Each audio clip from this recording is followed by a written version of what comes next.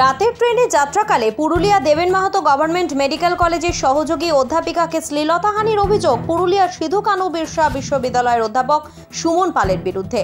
ঘটনার পরিপ্রেক্ষিতে অধ্যাপক সুমন পালের বিরুদ্ধে অভিযোগ দায়ের পুরুলিয়া জিআরপি থানা ও এসকেবিউতে। জানা গেছে, অন্যান্য বারের মতোই এবারও হাওড়া থেকে পুরুলিয়াগামী চক্রধরপুর এক্সপ্রেস ট্রেনে চড়ে কাজে যোগ দিতে আসছিলেন পুরুলিয়া দেবেন মাহাতো গভর্নমেন্ট মেডিকেল কলেজ হাসপাতালের ওই অধ্যাপিকা।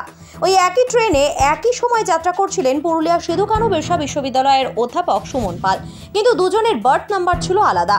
যাতায়াত সূত্রে প্রায় 3 বছরের পূর্ব পরিচিত দুজনেই, তাই প্রাথমিকভাবে কথাবার্তা শুরু হয় এবং একটা সময় পর অধ্যাপক সুমন বাবু টিটির সঙ্গে কথা বলে নিজের বার্থ নম্বর এক্সচেঞ্জ করে মেডিকেল কলেজের অধ্যাপিকার পাশের বার্থ নম্বরে শিফট করিয়ে নেন।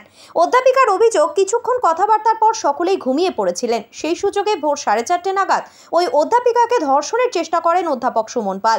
বিষয়টা বুঝতে পেরে ঘুম ভেঙে যায় অধ্যাপিকার। পরিস্থিতি বেগতিক বুঝে সতর্ক হয়ে যান ওই অধ্যাপকও। এদিকে সেই মুহূর্তে কি করা উচিত না বুঝতে পেরে কোনো রকম গন্ডগোলে না জড়িয়ে অধ্যাপিকা পরবর্তী সময় বাঁকুড়া জিআরপি থানায় গোটা ঘটনার পরিপ্রেক্ষিতে শ্লীলতাহানির অভিযোগ দায়ের করেন অধ্যাপক সুমন পালের বিরুদ্ধে। অভিযোগ জানানো হয় সিধু কানু বিরসা বিশ্ববিদ্যালয় কর্তৃপক্ষের কাছেও।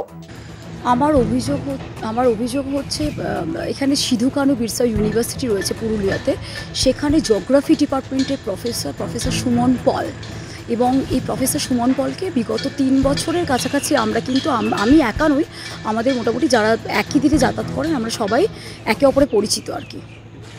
সোমবার ঠিক আপনি যদি আমাকে বলতে বলেন তাহলে সেটা হচ্ছে ভোর রাতের দিকে এরকম আমি বুঝতে পারি যে উনি আমাকে শ্লীলতাহানি করার চেষ্টা করছেন। তো এটা আমি যখন বুঝতে পারি তখন উনি ঠিক বুঝতে পারেননি যে আমি বুঝতে পেরে গেছি। তো উনি কিন্তু খুব নর্মালি রিয়াক্ট করেছেন। উনি বুঝতে এটা এরকম আমি বুঝতে দিইনি, বা আমি দেখলাম যে আমি যদি কিছু উনি যে অ্যাটেম্পটা করছেন তার আগে উনি অলরেডি চেষ্টা করেছেন আমার দিকে আসার, বা এরকম অপোজিট বার থেকে, সেটা উনি করেননি। এবং তারপরে যেটা হলো যে আমি যখন আমি খুব শকড হলাম, সেটা যে যখন একদম ভোর রাত সকালটা হচ্ছে তখন ঠিক দেখছি উনি কিন্তু রীতিমতো আমার উপরে জাস্ট এটাকে বলে অ্যাটেম্প টু রেপ আর কি, যেটা উনি করেছেন। এবং এরপরে এর আর কোনো সংজ্ঞা হয় না, আমি যেটা বলছি তো এটাই ঘটেছে আমার সাথে। আর তারপরে যেটা হয়, আমার পাশের কোচেই আমার ছিল, নেক্সট আরেকটা আমি ফার্স্ট ক্লাসে ছিলাম, ফার্স্ট ক্লাস স্কুপে ছিলাম। তো আমার পাশের কোচে আমার আরও দুজন কলিগ ছিল, আমি ইমিডিয়েটলি তাদেরকে ইনফর্ম করি। ওনাকে এইভাবে এইরকমভাবে এই রূপে যে আমি দেখব, এতটাই আটারলি শকিং, এটা আমি কল্পনা করতে পারি না। জাস্ট উনি যেভাবে সকলের সঙ্গে কথা বলেন, তো আমরা তো কলিগ না হতে পারি, কিন্তু we are in the same profession of noble profession of education, imparting education to the society. তো ওটা তো আমি একজন ডাক্তার চিকিৎসক, তো আমার তো প্রধান উদ্দেশ্যটা হচ্ছে ডাক্তার তৈরি করা এবং নিজেকে আরও আপডেট করা। তো আমার তো সেই উদ্দেশ্যে এবং বিভিন্ন রিসার্চ ওয়ার্ক এবং পেশেন্ট পরিষেবাতে আমি নির্লিপ্ত হয়ে থাকি। তো তার মধ্যে যে এইরকম একটা আমি মনে করছি আমার এই বয়সেই সেই রকম একটা সাংঘাতিক একটা নরকীয় অভিজ্ঞতা হবে, আমি কিন্তু পাশবিক।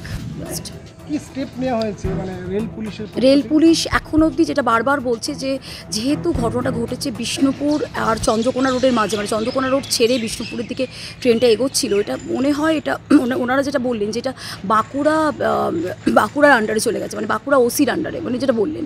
তো সেটা ওনাদের ভার্সন অনুযায়ী যে বাঁকুড়াতে বিষয়টা গেছে, এবং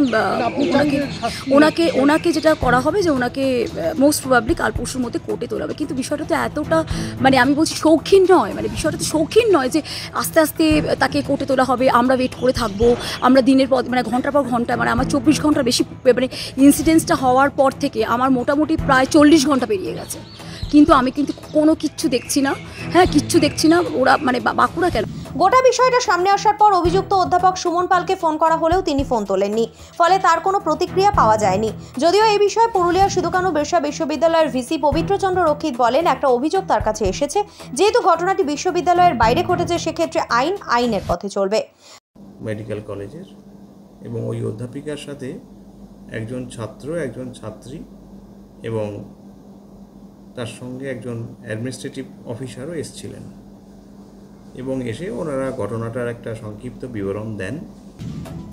এবং বিবরণ দেওয়ার পরে আমি বলি যে দেখুন, যেহেতু এটা ইউনিভার্সিটির প্রেমিসেসের বাইরে হয়েছে এবং এটা যেখানে হয়েছে রেলের যে নিয়ম আছে বা রেল পুলিশ আছে তাদের এখতিয়ারে, তাই তারা তাদের নিয়ম অনুযায়ী তার ব্যবস্থা নেবে এবং সেই নিয়মের জন্য আইনের পথে চলবে। সেই জায়গায় আমাদের দিক থেকে কোনো বাধা থাকবে না এবং সেই আইনকে সাপোর্ট করবার জন্য আমাদের যা করণীয় সেটা আমরা অ্যাপ্রোপ্রিয়েট অথরিটিতে ওনার অভিযোগপত্রটা পাঠিয়ে দিয়েছি।